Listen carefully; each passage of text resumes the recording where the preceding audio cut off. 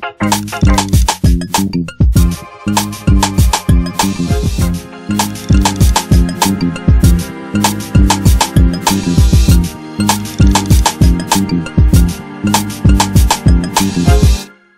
pessoal, na abertura dessa terceira semana UENG, conversamos com a professora, escritora, pesquisadora Heloísa Buarque de Holanda. Tudo bem, Heloísa? Tudo ótimo. Tá bom.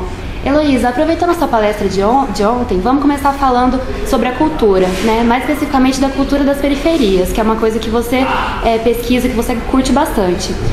Fala pra gente sobre o projeto Universidade das Quebradas. Ele é um exemplo de cultura de periferia? Não, ele não é um exemplo de cultura de periferia, não. Acho que cultura de periferia sempre existiu. A gente não pode dizer, né? Tem muita gente que diz, né? Agora a cultura da periferia está aparecendo. Não, tem visibilidade agora. Sempre houve uma cultura da periferia. Mas agora ela ganhou outros tons, eu acho. Um, porque batalhou e conseguiu visibilidade. Segundo, porque você tem um input internacional muito grande. Se a gente lembrar da apresentação de ontem, por exemplo, tinha uma coisa muito local, mas tinha uma coisa internacional. Aquilo é um hip hop internacional. Você vê a presença do Bronx, você vê a presença da Jamaica e você vê a presença de Minas Gerais, Belo Horizonte. Então tem uma coisa muito local, mas um input internacional que dá visibilidade. Eu acho muito interessante isso. Eu acho que a globalização, ela realmente tirou o emprego de muita gente, mas para a cultura ela foi boa. Para a cultura da periferia, ela foi boa. E então a gente tem esse fenômeno que é a cultura da periferia, que tem vida própria, que tem traços próprios. A gente pode falar mais disso daqui a pouco, mas a Universidade das Quebradas é um projeto acadêmico que tenta uma negociação com a cultura da periferia. É uma tentativa de abertura epistemológica da academia, para a academia incorporar, ouvir e conseguir negociar com outras culturas, a não ser a cultura europeia, que é um pouco a base, a base do discurso acadêmico brasileiro, né? Quer dizer, é muito difícil você ter assim, uma equivalência entre a Europa. Agora os Estados Unidos já vem mais forte. Mas, de qualquer jeito, a gente ainda é uma cultura muito europeizada. Então, é muito difícil você ter contribuições do que se faz na Ásia, do que se faz na África, do que se faz nas periferias, aqui no nosso nariz, dentro do discurso acadêmico. Tudo é objeto. E, então, a tentativa da Universidade das Quebradas é abrir a universidade para outros saberes. Então, ela não é um exemplo da cultura da periferia, é um exemplo de um investimento alto em cima da transformação da universidade. Certo. E você está falando sobre a parte acadêmica, né? A academia na área de humanas, como que você acha que ela encara essa parte de levar o projeto para a prática, que é o caso da Universidade das Quebradas? E é outra coisa. A universidade vai ter que sambar muito esse século, porque ela está a perigo. Eu acho que desde o início do século, quer dizer, primeiro terço do século passado, do segundo em diante, você começa a ter sinais de exaustão da universidade. Ela perde um pouco o seu projeto. Qual é o projeto da universidade? Projeto lato sensu, o projetão da universidade, né? Para que ela se fez, para onde ela vai, o que ela quer. Isso ficou muito obliterado. Eu acho que depois dos anos 60, então, quando tem o MEC-USAID, quando tem muita interferência e modelos de universidade, entra a coisa do mercado, mas também ela não forma perfeitamente para o mercado. A nossa universidade nem é uma universidade crítica, nem é uma universidade prática, empírica. Você vê jornalismo, você está fazendo. Você não sai um jornalista formado A a Z. Você sai um jornalista que vai se formar no mercado, com algumas coisas que vai te levar até o emprego e lá que você vai aprender. Então a nossa universidade ela não lembra muito para que ela serve. Nem ela é um puta laboratório, nem ela é uma universidade crítica que pensa as práticas com radicalidade. E eu acho que isso aí a gente se perdeu, a gente e no mundo também. Eu vejo essa crise da universidade muito grande. Então a parte da extensão que está sendo redescoberta agora, por exemplo, é uma coisa muito incrível, porque não é só aqui que a extensão está se animando. Eu acho que ela está se animando, a coisa da extensão sempre foi patinho feio, nunca teve dinheiro nas universidades. Tinha assim, dinheiro para a pró-reitoria de pós-graduação, dinheiro para a pró-reitoria que é pesquisa, para a graduação que é formação, e extensão você dá um troco, que era menos importante. Ora, a extensão é a devolução do que a universidade faz para a sociedade.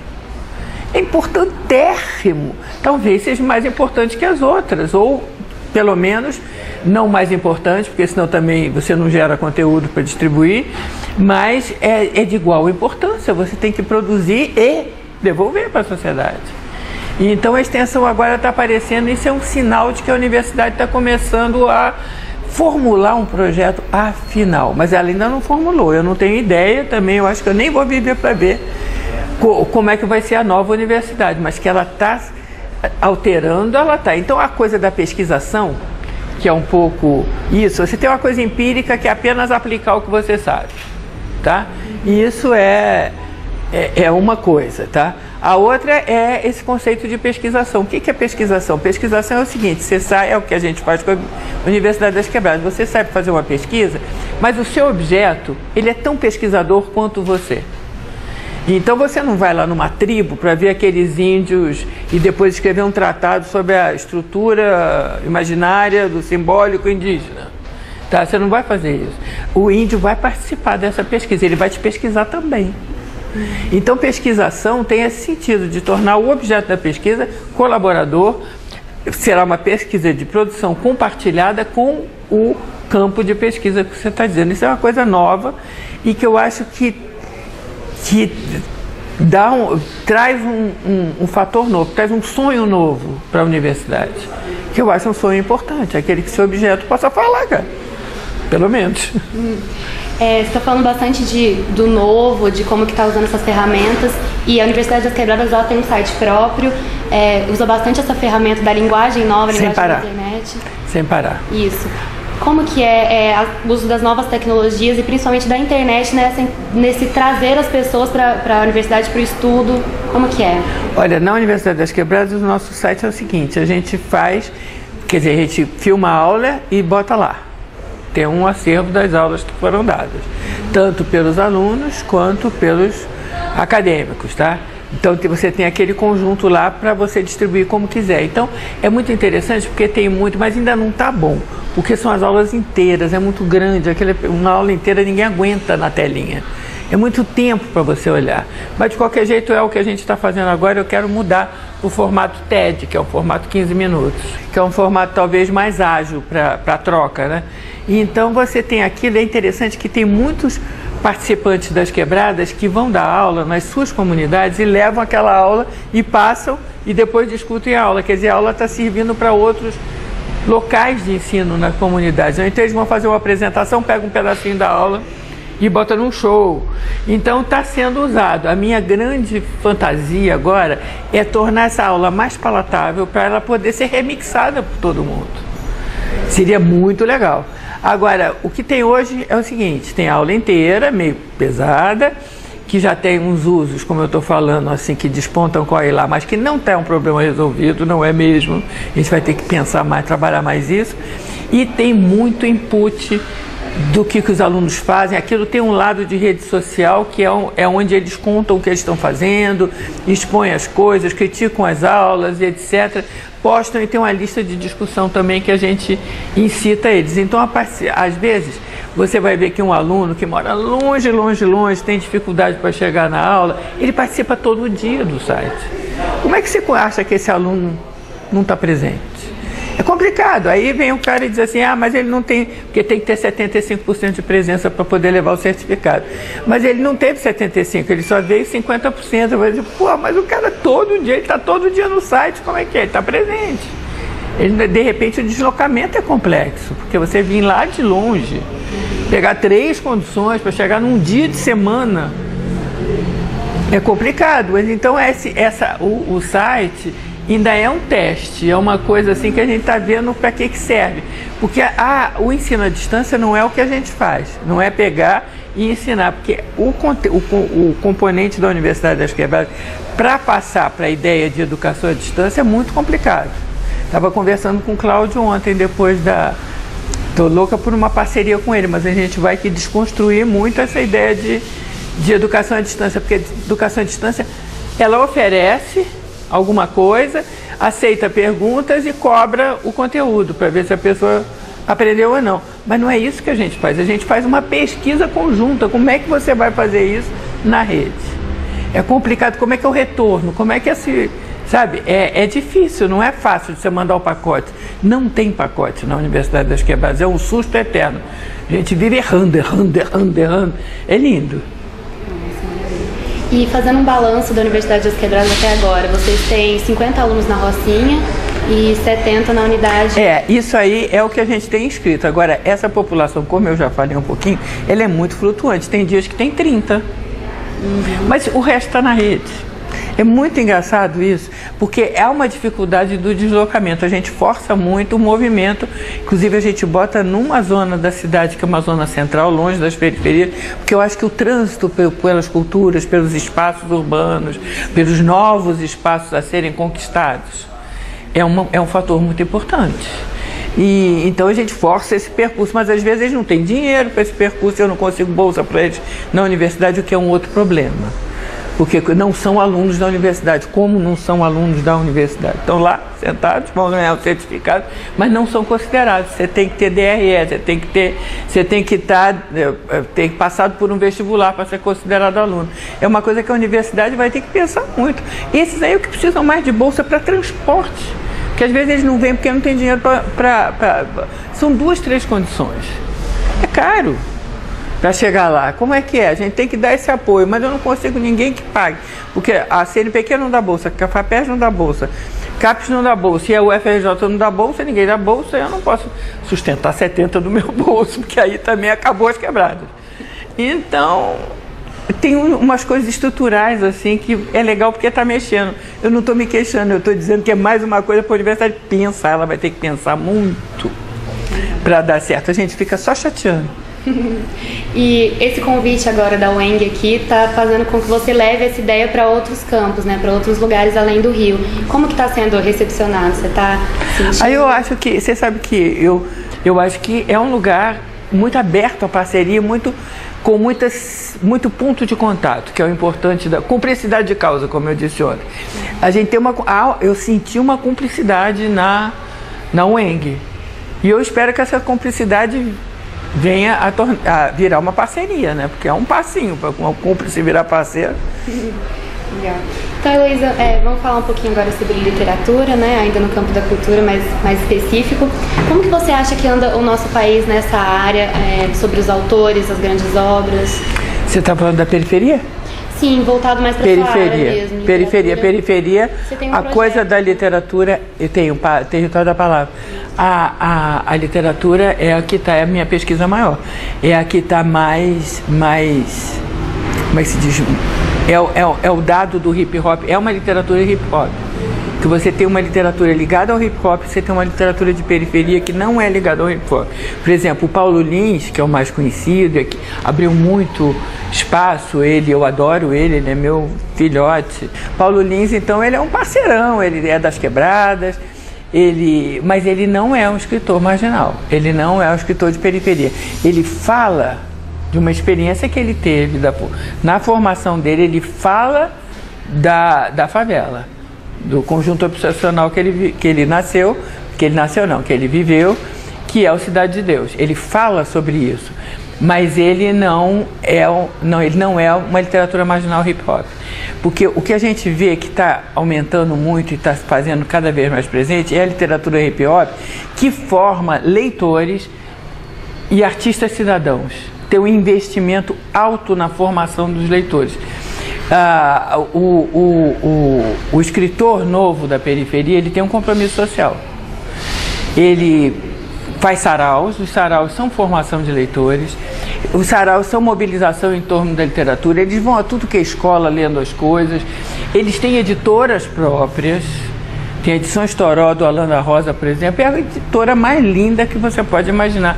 Lembra os anos 70, dos marginais que faziam aqueles livros costurados, sabe? Tem até pano aqui fazenda aqui na lombada. São livros caprichadíssimos, lindos, sabe?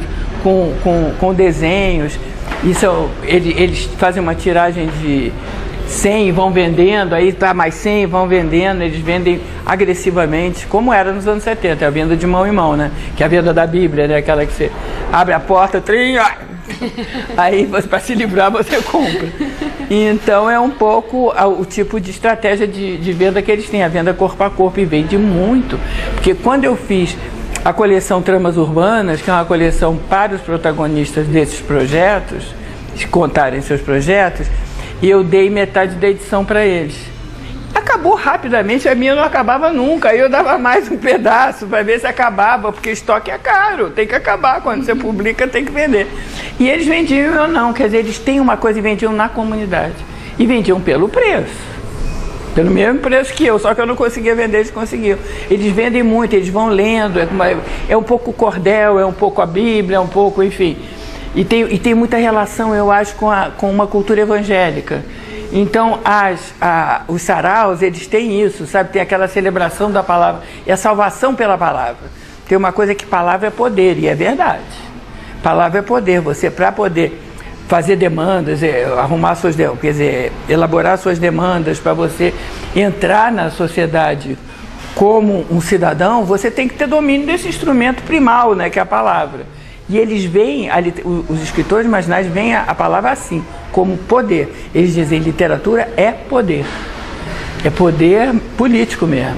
Então é muito interessante que é uma visão de literatura completamente diferente da literatura burguesa do centro, que escreve para extravasar seus sentimentos, ou então, quando se quer política, é para denunciar alguma coisa, mas não age. Ali tem uma coisa proativa, imediata. Você lança um livro, você cria um leitor, você faz um sarau, você vai para a escola, faz a garotada escrever um poema em cima do seu poema. Então tem uma atividade que, se você entrar, por exemplo, num site como a Cooperifa, é espantoso. É todo dia. Tem uma coisa chamada chuva de livros, que é lindo. Eles pedem a todas as editoras para doar um livro. Então, eles, uma vez por ano, tem 500 livros e eles dão nas favelas e as pessoas se atracam pelo livro. É muito incrível. A gente pensa que na favela ninguém gosta de ler, pô, livro é um status. Livro é uma coisa a ser conquistada. É muito lindo, é muito lindo. E tem, por exemplo, os eventos, uma imaginação enlouquecida, né? Porque tinha um negócio da bala perdida. Então, todo mundo dizia que na favela tem bala perdida. Aí eles inventaram a bola perdida. A bola perdida são balões de gás com poemas dentro, que eles soltam. Diz, em vez de bala perdida, eles falam em bala perdida, a gente fala em palavra perdida. E joga pelos céus de São Paulo aqueles montes de balões, é divino. E tem o mais engraçado de todos, que é um evento que o Sérgio Vaz faz em São Paulo, chamado Ajoelhaço. Você já viu? Esse Sérgio Vaz, não é isso não. O ajoelhaço é o seguinte, no dia 8 de março, Dia Internacional da Mulher, ele pega aqueles negão todo, aqueles homens todos, e eles têm que se ajoelhar, pedir desculpa para as suas mulheres e recitar um poema para elas. Olha, tem no YouTube, abaixa. É de matar de rir, porque as mulheres ficam a mil, ajoelha, perdão. Provavelmente depois dessa chega em casa e dá uma porrada nelas, né? Mas ali eles pedem perdão. O ajoelhaço é incrível, com muita poesia, e cada um tem que dizer uma poesia para a sua amada. É muito incrível. Isso é uma imaginação, isso são estratégias para conquistar leitor. Porque aí o cara vai achar graça, a mulher vai, não sei o que lá, e daqui a pouco está dizendo poesia, daqui a pouco está lendo. Eles leem muito Castro Alves, gostam muito de Drummond, sabe? Não é só Gonçalves Dias, não é só os escritos da periferia. O que são lidos nesses saraus é a poesia em geral. É muito importante. É isso. Sensacional, né? Uma efervescência mesmo, né? Dessa cultura. É uma mudança na visão de literatura. É a literatura como recurso de inclusão social e de inclusão cultural. É um recurso. Não que ela seja... Eu não estou falando de valor. Tá? Valor a gente tem que avaliar, porque tem os poetas bons e tem os poetas ruins. Como no centro também tem poetas bons e tem poetas ruins. Porque diz assim, é muita porcaria. Entra numa livraria para escolher um livro. Você demora horas, porque tem muita porcaria. Uma livraria logo ali no lugar mais chique daqui. Tem muita porcaria, então a gente leva horas para pegar o livro. É a mesma coisa na periferia, tem um poeta bom para 10 ruins. Uma bela média. Ótimo. Bom, Heloísa, para encerrar então, você quer contar um pouco pra gente sobre algum outro projeto, algum livro que você está pretendendo lançar? Eu estou fazendo um livro agora. Não, eu estou fazendo 2 projetos na área digital. Um projeto, depois eu vou fazer um livro sobre as quebradas. Sobre as quebradas não, sobre a minha relação com a periferia. Mas é um livro tão difícil, ele não sai nunca. Eu tenho tanto material, mas tanto, que comecei a trabalhar nisso em 93, já tem 20 anos. Então eu tenho muito material, mas eu não sei a minha posição. O que eu vou fazer? Eles podem fazer isso que eu vou fazer. Como é que eu estou fazendo? Então, aí agora há pouco tempo eu resolvi, eu vou fazer uma biografia, que aí eu só estou falando de mim, da minha dificuldade em me relacionar com a periferia, contar a minha pesquisa a partir da minha pessoa naquele lugar, falando de mim. Aí que eu descobri isso, eu vou começar a trabalhar esse material que eu tenho. Mas eu passei muito tempo sem saber o que fazer, para você ver como é complicada essa relação com a periferia. Mas os outros que eu estou fazendo um que está acabando, que é um texto que eu tinha feito já há bastante tempo, em 1979, eu acho, que é sobre os anos 60, chama Cultura e Participação nos anos 60, e é o livrinho da Brasiliense, aqueles pequenos, tudo é história.